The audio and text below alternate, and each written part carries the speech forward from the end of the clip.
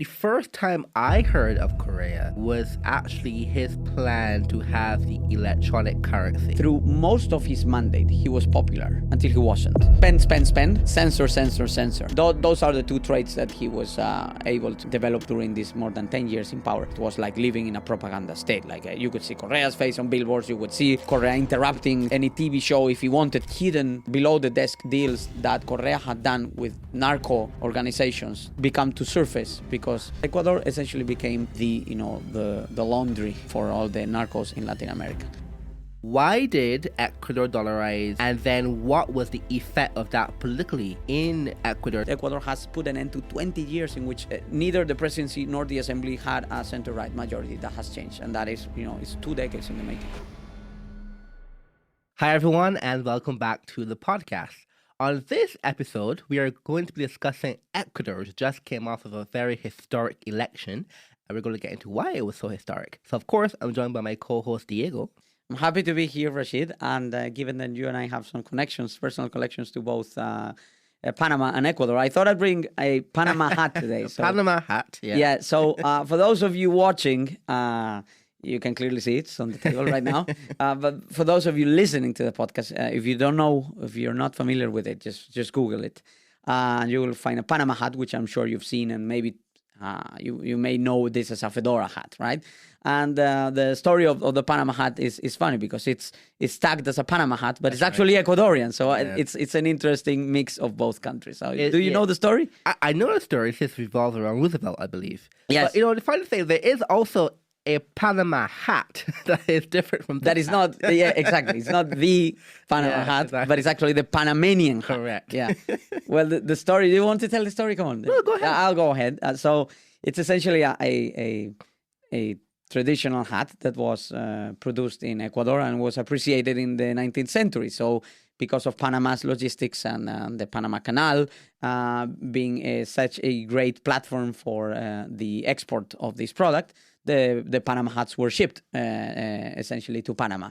Also, construction workers used to wear them. Right. It gets very sunny in the Istmo area in which the canal is essentially built. So it's an Ecuadorian hat, and it becomes very popular in Panama.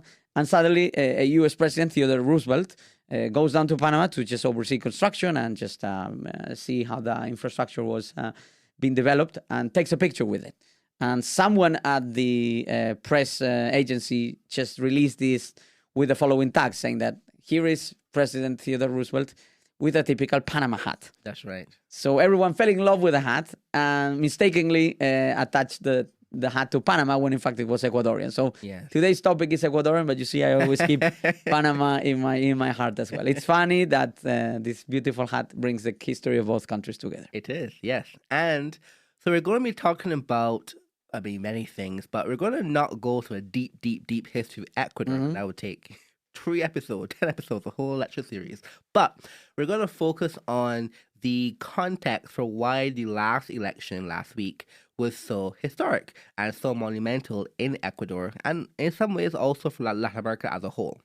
So to do that, I think a good place to start would be the 1990s and early 2000s in Ecuador, or late 90s and 2000s, when Ecuador dollarized. Mm-hmm. The topic we also discuss a lot on this show. Yes, it's a recurring topic, which kind of tells you that monetary policy in the Americas, it's certainly an issue. Exactly. So Ecuador dollarized in a very shocking way, literally just announced on TV by the president. We will get to that context. So let's start there. Why did Ecuador dollarize in such a haphazard way? And then what was the effect of that politically in Ecuador? Not economically, but politically in Ecuador in the early 2000s. So if you go through the history of Ecuador in the 80s and the 90s, you see a lot of political instability, a lot of it. And through it all, money started to become an issue as well. Like the currencies was being devaluated year after year. And this started to become a big issue in the 90s. I've gotten word that the idea of dollarization was first flaunted seriously in the mid-90s by a president that was often called or referred to as El Loco, who actually sought refuge in Panama after fleeing the country. His name was Abdallah Bucaram. So he was called the crazy one, el loco. But he wasn't crazy when he was arguing that. Why was he called El Loco? Oh, such an extravagant personality. You will see him, singing and dancing and saying that he's the.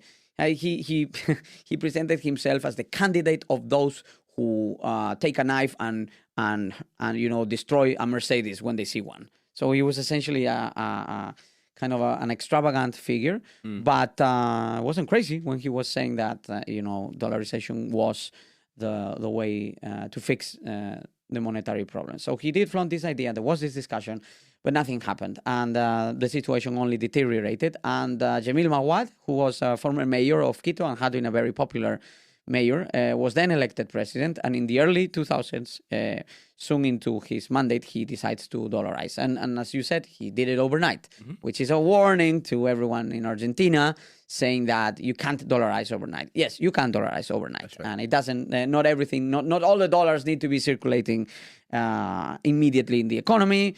You don't need a massive amount of dollars to dollarize. It's not the case. Just ask Bolivians who were de facto dollarizing their banking system as well.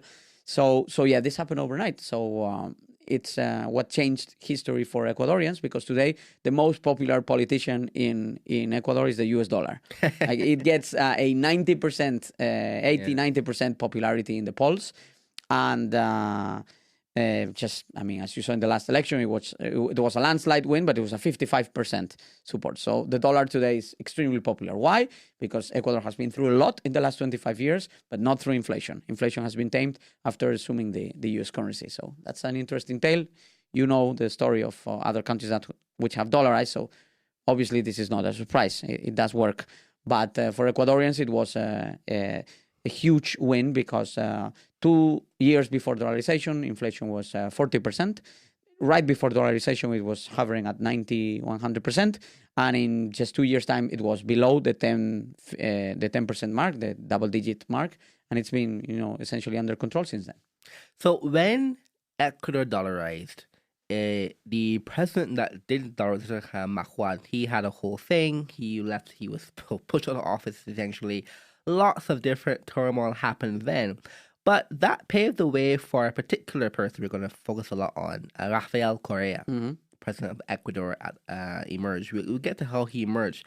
But Correa, before he was president, he was Minister of Finance and things like that. But he was also an economics professor. Yeah, he was a scholar at a very good university. And he wrote academic work anti-dollarization. So you go back and read some papers from, for example, 2004, where he argued these, very, I would say, undergrad arguments for why dollarization isn't going to work in Ecuador. Of course, it still works to this day.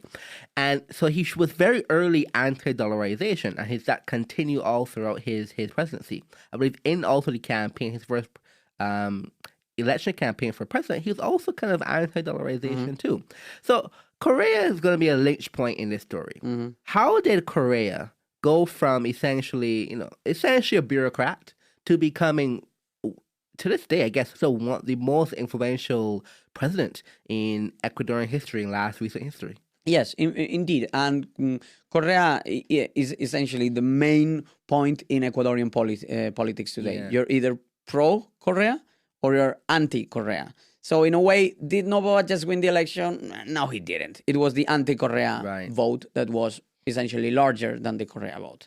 Not taking away anything from the president, he has his following. But at the end of the day, what really is swinging the election in one or the other way is the level of support for Correa. And Correa was in office essentially from 2006 to 2014, 15, I believe.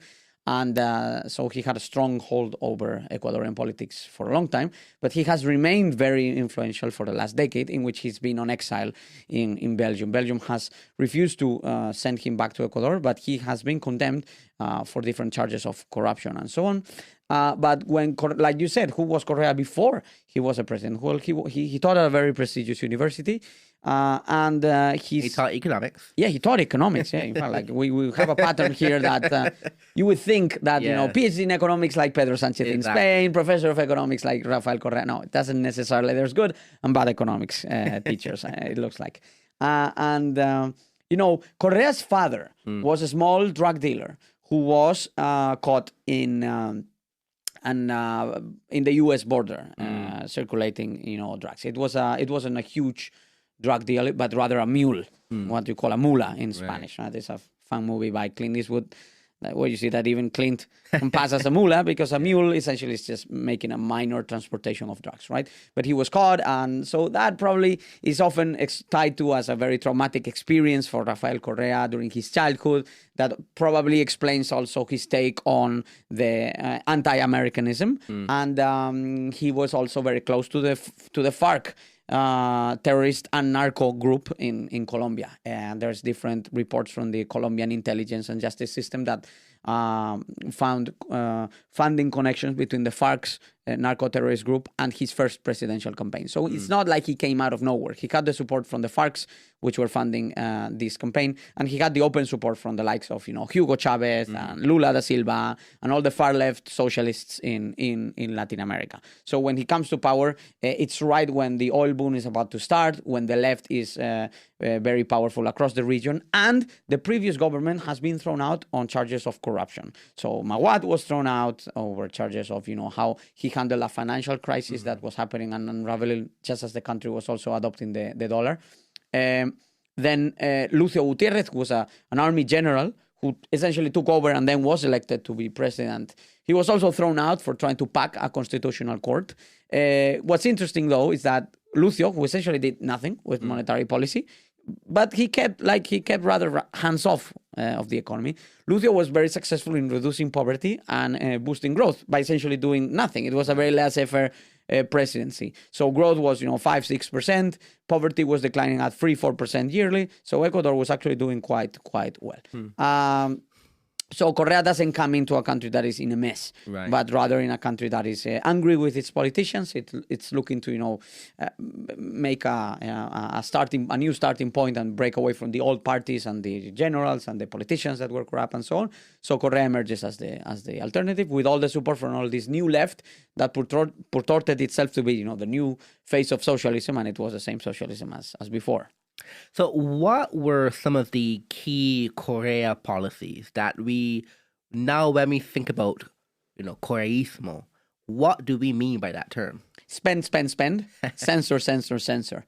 Those are the two traits that he was able to, develop during this more than 10 years in power. In terms of spend, well, the country was riding an oil boom. So there was a massive, and I mean massive, increase in infrastructure. There was also massive overpay in all of this infrastructure. So the overhead costs, and at the end of the day, 1 kilometer of roads was costing, 3 times more than it should.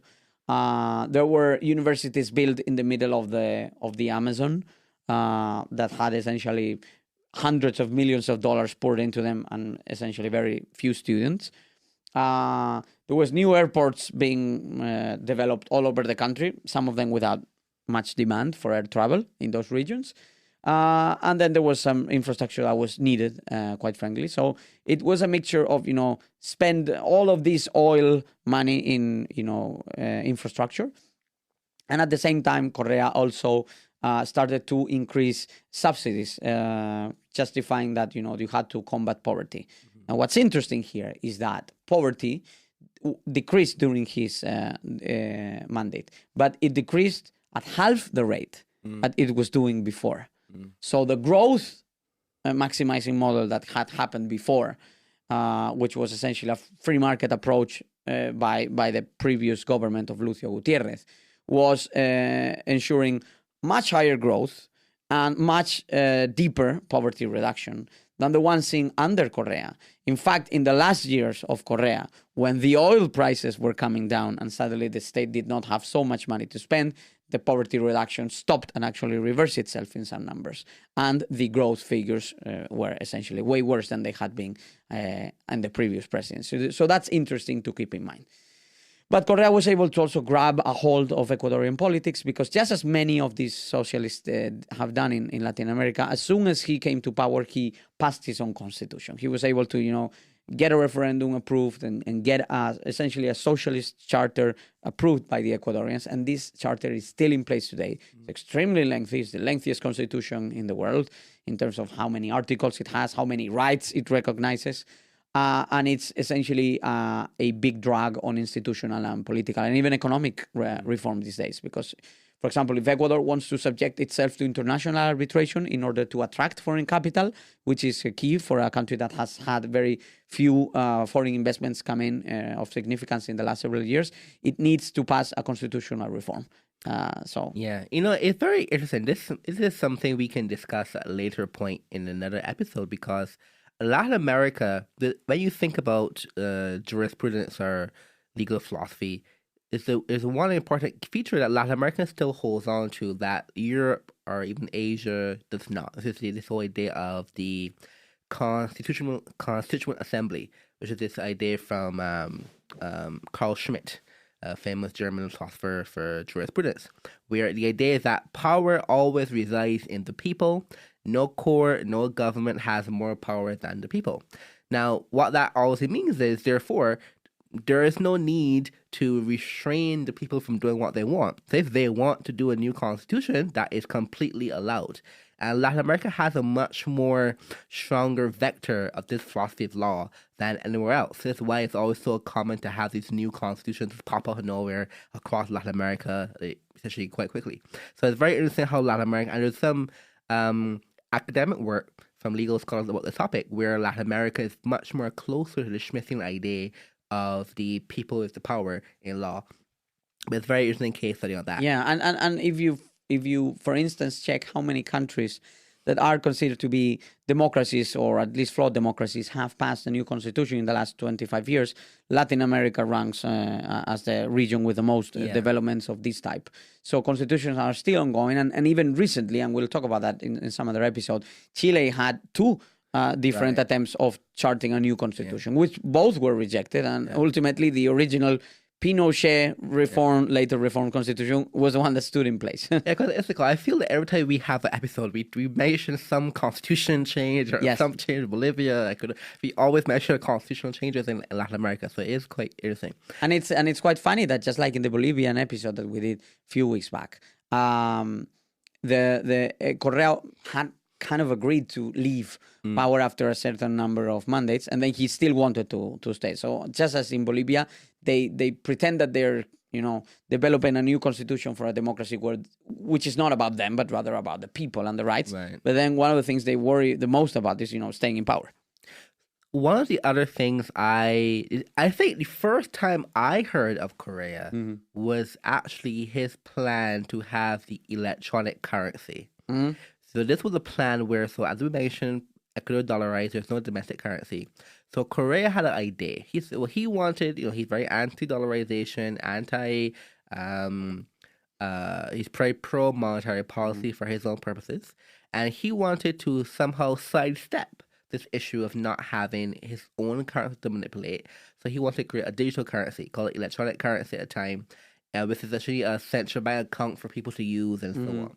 Now, this was innovative in the sense that it wasn't done before in this manner. But, of course, being dollarization is so popular, people flatly rejected it. They never used it. They couldn't force me to use it. And essentially fizzled out as a policy. But that was my first exposure to Correa. This idea of we need to create an electronic currency in the central bank to counter the false negative effects of dollarization in our country. Yes, it's interesting that, through most of his mandate, he was popular until he wasn't. And that has a lot to do with the fact that most of the, like I said, economic activity, growth, poverty reduction were tied to public spending that was essentially unsustainable and came crumbling down as soon as he left the presidency. But he was popular for a long time. And while he was riding that wave of popularity, he did try and enact this first step towards de-dollarizing the economy.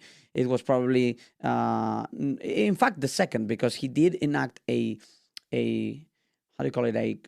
exit tax for foreign currency. So he also wanted to make sure that then the dollars stayed, but then he could, do what he wanted to with the dollars that were already in the economy. So that ended up being not an exit tax, but rather an entry tax. When you know that you cannot leave the currency, take the currency out of the country whenever you feel like you want to, then that becomes an issue. So you don't invest or you don't bring your dollars into Ecuador, period.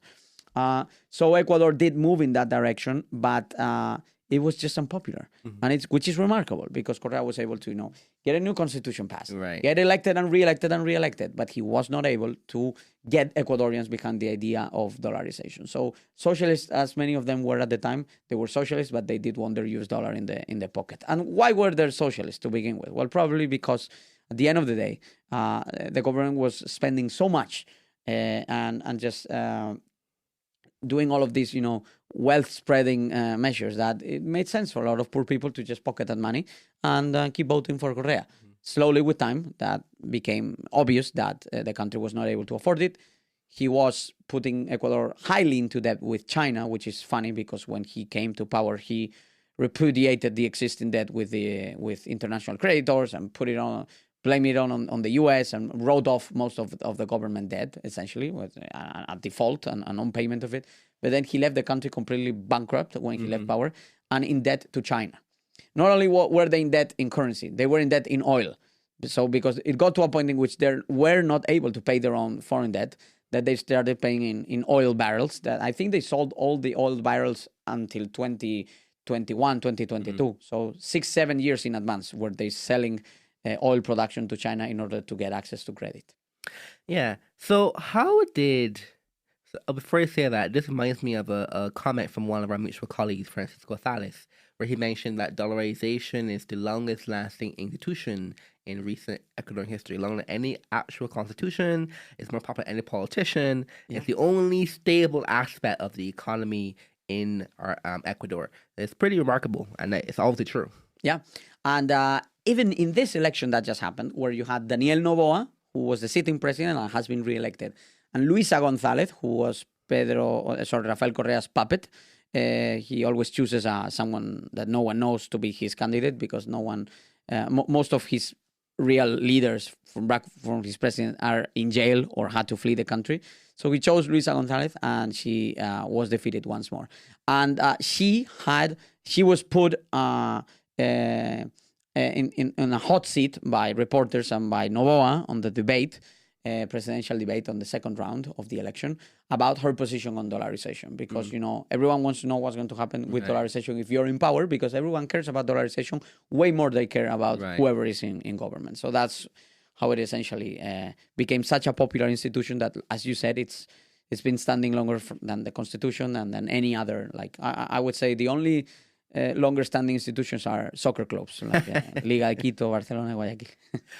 So how did Correa lose power? Because he was crazy popular. Yeah. Then he wasn't, as you mentioned. But then what happened? This is so interesting. So bear with me. I'll try to make this as clear as I can, but it gets confusing. Correa steps down, but his former vice president is the one standing up for election. Okay, this in the mid-2010s, last decade. And Correa essentially is able to control Lenín Moreno, his former vice president. He's called Lenin, by the way. It's hilarious. And the man was kind of destined to be a far left leader. But to be frank, he was more of a moderate compared to Correa. So he stands as candidate, runs against Guillermo Lasso. He was a self-made man who had created his own bank, which is interesting, because normally when you hear of self-made man, you don't think of a legacy financial institution, but he was able to create the Banco de Guayaquil, the Guayaquil Bank, which was a large private bank. And there's been many reports, serious ones, contesting the legality of the election where Lenín Moreno was chosen as president and succeeded Rafael Correa. And all of this election happens while Correa still has a total control of power. So if this is to be put on someone, it is put on the current president at that time, who was Correa, the sitting president. And why is there so much doubt as for the validity? Well, because observers, international observers, did raise many questions as to how the voting was counted and so on. Because all Ecuadorians saw how the electoral page, which was reporting the results online and in real time was essentially gone dark, went dark, and when it came back up, the election has shifted completely in a way that was not coherent with the trend that had been apparent before. And most importantly, because Lasso did not trust that the process would be transparent, and he was able to coordinate a fairly transparent vote control independent audit, which had presence in roughly 90% of the colleges. So Lasso was the opponent in the election against exactly the self-made man, the banker, and this candidate essentially showed and proved that the results of the election probably had been something like 53-47, 52-48. I don't remember at the time, but it had been not the largest win, but it had been a win, and that election was probably stolen. Okay. But, there were massive protests in the street. The media, which went through a nightmare under Correa, there was, more than 450 attacks on the freedom of the press have been recorded by NGOs. The International Human Rights, the Ibero-American Human Rights Court has raised many flags as to this behavior against opposition and so on. And the propaganda state that Correa built was mind-blowing. I visited the country different times, and it was like living in a propaganda state. Like you could see Correa's face on billboards, you would see Correa interrupting any TV show if he wanted to. Yeah. Like he had those very popular late night chats on TV, for example. He would force all the channels to stream on TV and have that. Yeah, well, they were popular because they were popular. They were mandatory. You had to stop your programming, and you had to air it. So that's why they were popular. And he would just sit on the TV and ramble. People call sometimes. Yeah. It was just ramble there and just stay there, or just go on the attack. It'd be sometimes a reporter like you'd be on TV and you'd be saying like Correa has done this and that. And then there'll be a video, well produced, because they had so much money, well produced video saying they would interrupt your show, and suddenly, sorry, we have to leave. There's a mandatory cadena, was the name, right? A chain, mandatory government chain. This would air in all channels at the same time. And they would maybe air a video with your face. You're just listening to Rashid lie because Rashid is a liar. Here's how he lies to the Ecuadorian people. That sort of propaganda. So it was really Orwellian. Yeah, people don't know this. This is such a Orwell. It's a Soviet Union, early Chinese CCP move, essentially. Absolutely. So with all that control, although Lasso probably did win that election and there were massive protests in the streets and so on, but in the end of the day, Lenín Moreno, who was Correa's successor, stayed in power. So you'd say, then what happens? It's just like Putin had Medvedev at some point. They fell apart. There was something, and no one knows exactly what that happened between them. But most people credit this with the fact that Correa wanted to essentially still run the country, and Lenín Moreno wasn't probably so comfortable with that. So essentially they start drifting apart, and it got to a point in which they were completely at odds with each other. Sounds familiar because we just covered a situation in Bolivia, where the current president was at once, the finance minister for a very long time under Evo Morales and a very close aide of him, and now they can't stand each other. Correct. So it got to that point between Correa and him, and then the justice system started to, prosecute Correa for many of his excesses and the corruption that took place during his leadership. So essentially, Lenín Moreno was a president with no party because Correa's party would no longer support him. So the opposition parties that had claimed that he had stolen the election to begin with kind of gave some support to him. So he lasted for 4 years, but nothing really happened in Ecuador during these 4 years. Only a significant realignment in the way that, okay, now Correismo is out of the picture, Correa is out of the country, and what's going to happen next? So that's when Lasso finally wins an election, but it's not much, not very long before the pandemic, so he doesn't really get a clean slate to get started. So before we get to that, there was also this Julian Assange incident. Oh, yeah. I've never fully grasped why Correa allowed Assange to be in the Ecuador embassy in London for so long in the first place. And then Moreno canceled that. So what's that? Well, it's essentially a Putin connection of the Sao Paulo Forum. Sao Paulo Forum is the name of the network that connects all the socialists in Latin America. Hugo Chavez, Nicolas Maduro now, Lula da Silva, Dilma Rousseff, Cristina Kirchner, Nestor Kirchner, Gabriel Boric, López Obrador in Mexico, Correa, Gustavo Petro. They're regulars at these circles. Now they have another one. It's called the Puebla Forum. Okay, so they shift the location, but the content is still the same.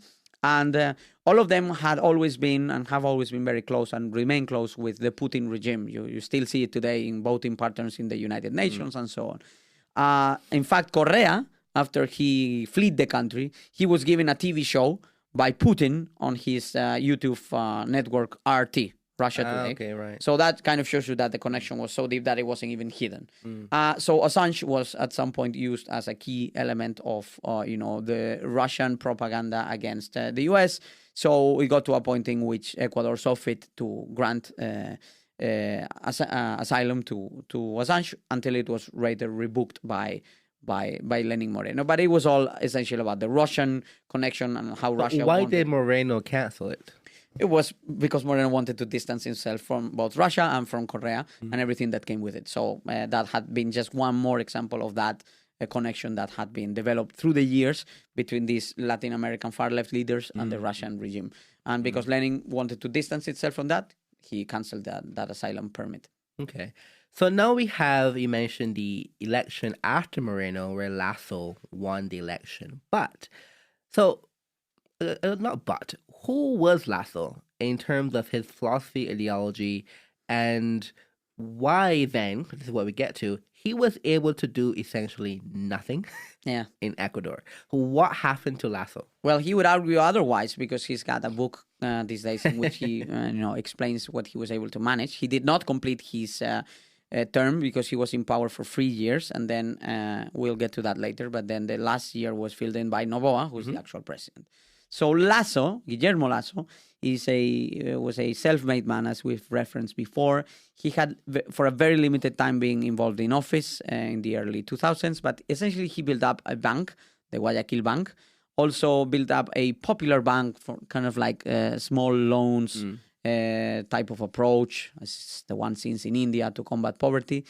And he built a platform, a political platform, to stand against Correa, which essentially slowly, over time, turned him into the leader of the Ecuadorian democratic opposition. And I think he did a great job in, standing up for the political abuse that was going on in Ecuador. He toured the country up and down, north, south, east, west, to try and, gather support for a democratic option. And he was probably had the election stolen from him when Moreno was chosen. So, but having said all of this, when he came to power following the Lenín Moreno presidency, Lasso had very little support in the assembly. So he was not able to use his win in the presidential election to also swing a significant vote for his party in the legislative election. This is still kind of an issue today in Ecuador, but Noboa has translated a lot more of his votes for the presidential election into legislative seats. But that did not happen to Lasso. So starting from the get-go, he was a president without support in the assembly, and the assembly just waged war on him because, mind you, this is the first time that a completely Correísta block of deputies is in opposition. The Lenín Moreno years are complicated because at first they're supposed to be in government, so they support the government. Then there is this fight between Correa and Moreno, so some legislators take sides. But this time, all of those in the assembly that had been voted in for the Correa party were pro-Correa. No dissension in the ranks. So obviously they made hell on Lasso, who also had to deal with a significant issue, which was the pandemic. And also, slowly but surely, the hidden below the desk deals that Correa had done with narco organizations, drug dealing organizations, and other violent gangs and maras become to surface because the longer Correa had been out of office, the less permission could be given from the institutions for the unlawful practices of these gangs. A lot of the narco groups, a lot of the narco-terrorist groups had used Ecuador as a laundry to essentially launder money and benefit from the fact that the US dollar is a stronger currency. So a lot of cocaine production moved from Colombia to Venezuela Also, some of it from Ecuador, but Ecuador essentially became the laundry for all the narcos in Latin America. Correa made sure to get the U.S. troops out of a U.S. military base located in the coast. Correa made sure to silence the violent deaths, by essentially manipulating the statistics and hiding thousands of deaths from the official figures that have now been revealed to have been reclassified. And suddenly, when he's out of power and there is no institutional coverage, no institutional deals done with these groups, they take the streets and violence spikes up so much. So Lasso deals with the rising of these narcos that no longer had protection under a Correista government, and also the pandemic, plus the fact that he had very little support in the assembly. He was not able to pass along much of his program, and when he tried and do with a referendum that was meant to a way to advance his agenda, Ecuadorians voted against him and rejected it. Right. He tried the referendum approach, but that completely failed. And essentially, it was just frustration. There was nothing he was able to get done. So he decided to do the muerte cruzada, which was he dissolved the National Assembly and forced a new election in Ecuador. Do you think this was justified? There was really nothing he could have get done to get anything passed or any reforms passed in Ecuador. Well, I think he didn't want to get impeached, and he didn't want to let the Correa-led assembly to take control of the political process. So he sacrificed himself by doing the muerte cruzada. The muerte cruzada, which is, I don't know in English how to translate this, but death cross. A death cross, right? So the death cross means that, okay, I stop the impeachment, but I submit myself to the voting of the polls. But he did not stand for this election. Right. So he did stand down. I think he probably saw that he wasn't going to be able to get any reforms passed. Let me start a little break here about Lasso. He was a regular at, liberal and libertarian and conservative conferences worldwide. He was well acquainted with other right-wing leaders of the time, like Macri or Piñera. And much like them, many people expected him to pass along many classical liberal reforms, but for one reason and another, we've seen all the issues that he dealt with, but at the end of the day, the fact is that he didn't. So that's why today the center-right option is led by Noboa and not by him. Right. Okay, so back on our topic, then Noboa gets elected, and essentially he had the second half of 2023 and all of 2024 to run the country, and then stand for election when the term was actually up for right. So Noboa had to complete the original Lasso term, and then have to go for his own election. But Noboa, of course, now we have to get who is this guy? Because he's now the president not properly, he elected the first time, but again elected recently last week. So, Daniel Noboa. Yeah. Who is he? He's young. He's like, what, 37? Yeah. 38? Well, chances are many of our listeners have eaten a Ecuadorian banana, because that's one of the largest exports of the country, and it's renowned to be one of the best in the fruit market, no? Some say so, yeah. Well, let's not get into, I would argue so. But Ecuadorian bananas, the largest banana producing company, is owned by the Noboa family. And Daniel Noboa, the current president's father, Álvaro Noboa, is you can see him on the Forbes list. So he's essentially a millionaire and a billionaire at some points, depends on how the wealth fluctuates, right? And so Álvaro Noboa was the last candidate that stood for election against Correa when Correa was elected, and he actually won in the first round and lost by another margin in the second round. So he was the guy that was defeated by Rafael Correa when Rafael Correa first came to power. So the Noboa family was interested in politics in a way. His sister is more interested in real estate and other industries, but Álvaro Noboa, the father of the current president, was indeed involved in it. His wife was also at some point involved in his candidacy. I think he was his vice presidential candidate, and I think she stood for as presidential candidate or assembly member at some point. Annabella Thim, I think is her name. She was well liked. So Noboa wasn't able to get the win. Some people said that we shouldn't have a millionaire in power, but then they elected Lasso, so it looks like they backtrack on that. Yeah. But anyway, but no one knew Daniel Noboa. And Noboa, as a political candidate and a political figure, had been slowly, drifting away. He still stood up for election a few more times under Correa, but his results were never remarkable, as they had been the first time around when he almost was elected. He had a party called PRIAN, which drifted away and eventually disappeared. And when the polls were coming out for this election that happened in 2023, that was meant to name the successor to Lasso, there was an anecdote there.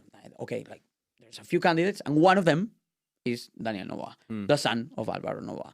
But the polls did not give him much choice. There were other choices that were favored by, betting houses and pollsters and just political commentators. He was seen as young. No one really knew him. And to be frank, his political platform was, it was just centrist, well-sounding, no substance sort of proposals, which made him actually hard to place on the political spectrum. You could argue that, okay, he's going to be more on the center-right spectrum just because everything Correa is leftist and everything gravitates on pro and against Correa. So, but still, not much substance or depth behind it. And he surprised everyone with an amazing result in the first round of the election. And then he won in the second round of the election. And that election was also marked by the assassination of Fernando Villavicencio, a very famous investigative reporter who had dug up so much dirt on the Correa regime. And there was this feeling that, okay, it was the narcos, but who was in bed with the narcos? Come on. So I also want to say that for Noboa to come into power and for Correísmo to be cornered as it is today, there's one figure that is not a politician, but is so instrumental here, who is Diana Salazar. She's an Afro-Ecuadorian woman who was elected to be the main state attorney. And she's been chosen by Time magazine as one of the most influential people in the world. She's the one that put Correa through trial. She's the one that has put most of the narco leaders through trial. And she's kind of a heroine of mine. I think what she's done is remarkable. And the fact that we can have, democratic elections and rule of law in Ecuador again, I think she has a lot to do with it. She lives under constant death threats and so on. So she's doing a very difficult job. So this is under circumstances under which Noboa was elected. Okay, so Noboa was elected, and again, very short term. Do you think that term was meaningful? Yes, because the two things that he had, that the Ecuadorians were weighing on when they were going to the polls, were essentially things that really exploded during his term. One was the violence. Lasso had been dealing with rising violence because as soon as the Correa Moreno fallout happens, slowly the narcos find themselves without the institutional coverage that they had before. So Ecuador is no longer so explicitly a laundry destination for crime money. The institutions are no longer looking a blind eye and hiding statistics and so on. So suddenly violence starts rising, and under Lasso, because you have the pandemic, then violence under a lockdown is kind of an oxymoron. But then in the later year of his term, and then once Noboa comes to power, the violence explodes because the narco realizes that no longer do they have the institutional coverage that they had been accustomed to. So there were massive shootings in the streets, thousands of violent deaths that turned Ecuador into one of the region's most violent countries. And there was even, which was very symbolic, one TV program, a news show in the morning was essentially stopped when the host was kidnapped at gunpoint by these gangs. So this is the climate under which Noboa takes over the presidency, and he enacts a state of emergency, brings the military to the streets, and he's able to reining down most of the violence for most of his period. So that he had going that for him when he went to the polls. He was able to tame the violence down by 20-30%, but still the issue remains there. And then the power crisis. There was essentially no power in Ecuador for 14 hours at some point during the 1-year presidency of Noboa.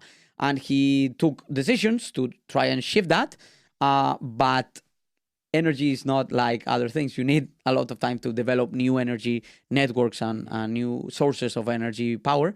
So this became an issue that you have a positive, which was that he rained down the violence, but you had a negative, which is he dealt with this energy crisis that he inherited, but he wasn't able, to stop the country from having, 14-hour blackouts at some point. So that was an issue. So those are the two key things that happened under his presidency. And then he got into a massive fight with his vice president, which is the strangest story ever.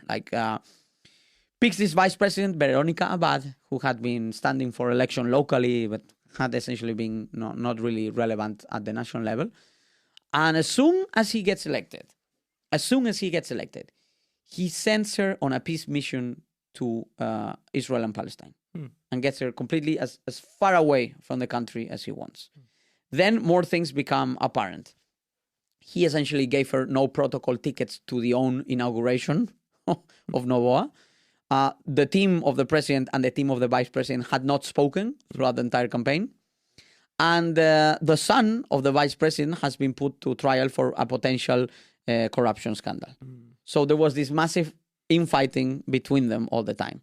Because when you stand for election, you're supposed to leave the floor to the vice president to become a sitting president in the interim. But there was this fear that because of the infighting between them, if she stood up as interim president, she would give a presidential pardon to Correa and allow him to come back because she had grown, so much apart with him. So Noboa managed to find a way not to have her as caretaker because that could have been, such a, what? Yeah, in the world is happening moment. Because that same rift is currently happening with Milei and Villarreal in Argentina. Yes. They don't talk anymore. It's completely black wall now, which is very interesting story. Yeah.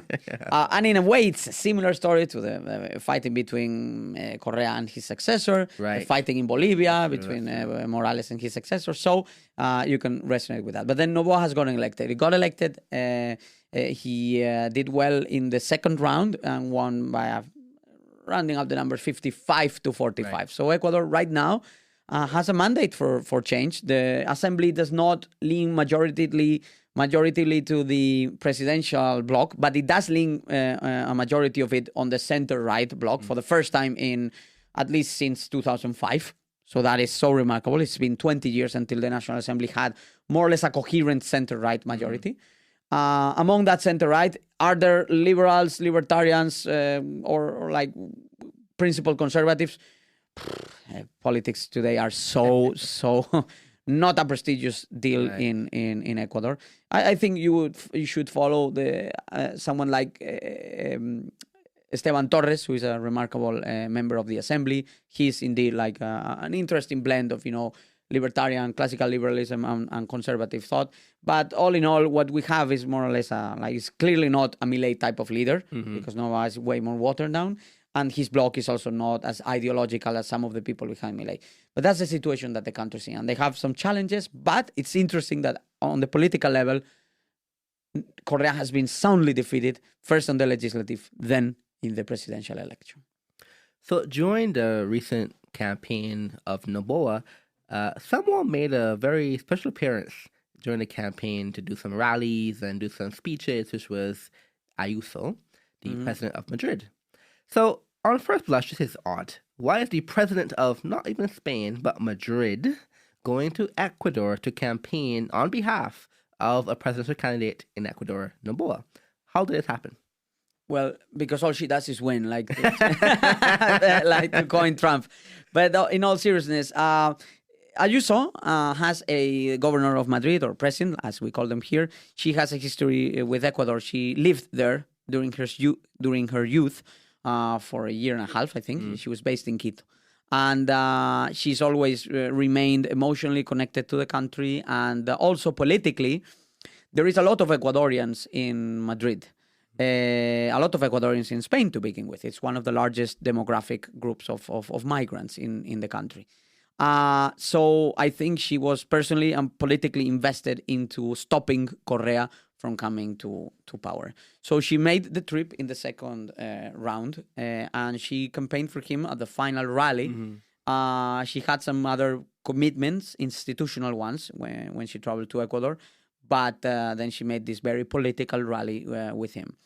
Now, I would have loved to see the Spanish president stand up for democracy for once, where it matters. Because we all know that he stands for democracy whenever he speaks about Franco, who died in 1975.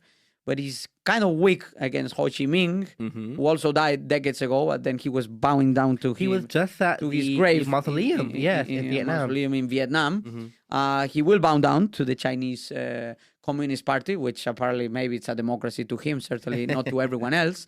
And he made sure, as soon as the tariff crisis with the US and Europe and China erupted, he made sure to travel to China and just be a Xi Jinping man. And Scott Bessent certainly took notice of that and lashed against Spain immediately. So I'm sad as a Spaniard that a country where we have so many Ecuadorians, we would have our president stay completely silent when so much was at stake.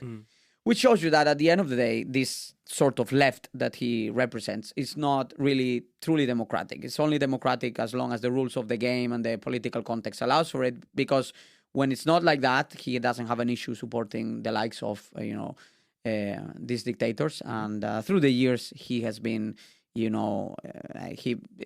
party was essentially forced to vote on the situation in Venezuela recently, and just abstained from it and looked the other way. When one of his leaders was elected as the foreign representative of the European Union, Josep Borrell, he was recently replaced by the new one. He remained extremely quiet around all the ongoing abuse, for decades-long abuse in Cuba. Same situation with Venezuela. And so to me, the question is not so much why was Ayuso in Quito. Thank God she was on the right side of history, and probably helped a little bit with the Ecuadorians in Madrid. Because they still vote. Because they vote here, and I guess they saw the connection and they voted for Noboa massively. And I think that connection was obvious to them. But to me, the regret here is where are the democratic leaders when it matters? Well, certainly don't count on Sanchez there. Yeah, it is a remarkable example of right now, the current massive influence that Madrid and Madrid system, Madrid politics, Madrid environment has on Latin American politics. Like, this was literally unimaginable 30 years ago, 40 years ago, because there's just no reason to. Of course, they had that historical empire idea, but none of the concrete link between different regions in Madrid to Latin America, because of all the population that still are dual citizens of these Latin American countries and still vote. And because they're here, they're probably a bit better off, a bit more middle class, so they have a bit more outstretched influence also back home in some respects too.